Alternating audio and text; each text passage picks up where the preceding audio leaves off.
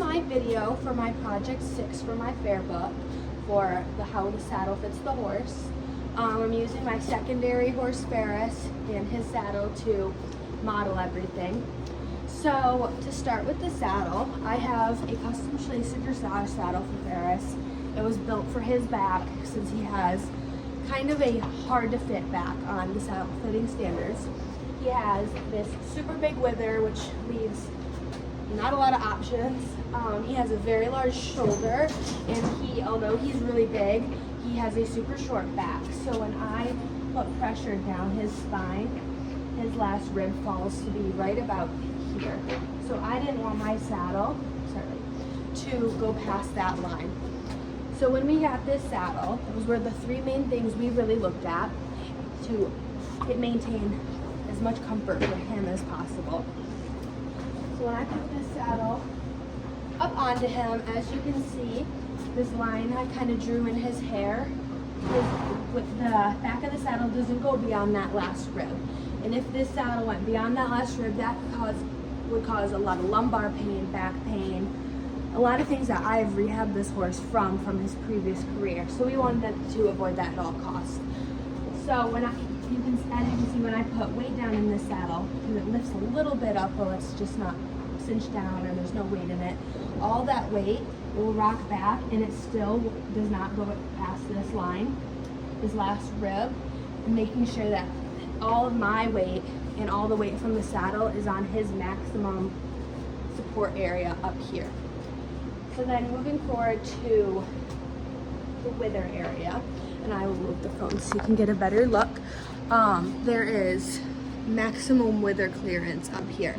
I have a cut back front, so his wither, even if it did go beyond, or if it was a bigger wither, it wouldn't touch any saddle. There's no way that his wither can touch it.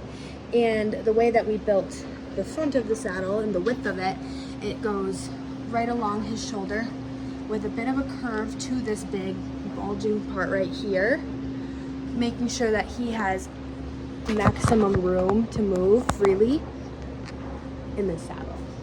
So that is my example of a well-fitting saddle for Ferris. And I get this saddle checked yearly by Schlesser to make sure it still fits him and I am not riding him in anything that is going to cause him any pain. So then I will show you pressure points of where an ill-fitting saddle has affected him in the past. So if you look up here on his wither, you'll see a bunch of scarring down his back. And that is from his previous career when he was a jumper and he rode in a saddle that did not have enough wither clearance and was way too long for his back, going beyond his back's support area. It went beyond his last rib. So this saddle caused pinching, it caused pressure, and it led to us having 5 years of rehab, getting his back strong enough to be able to carry a rider again. So those were, this wither especially was one main pressure point, and this lumbar area back here beyond his last rib was another main pressure point that was really affected by an ill-fitting saddle. Another issue he had early on with an ill-fitting saddle is this shoulder where it bumps out pretty large. We couldn't touch right here without him flinching because his previous saddle pinched. He had too narrow of a gullet, and this caused him to have lots of soreness in that area. Put the phone back up. And then my next saddle I will show you is another custom Schlesser, but it was made for a draft pony. So it's gonna have very significant differences on fit on this horse.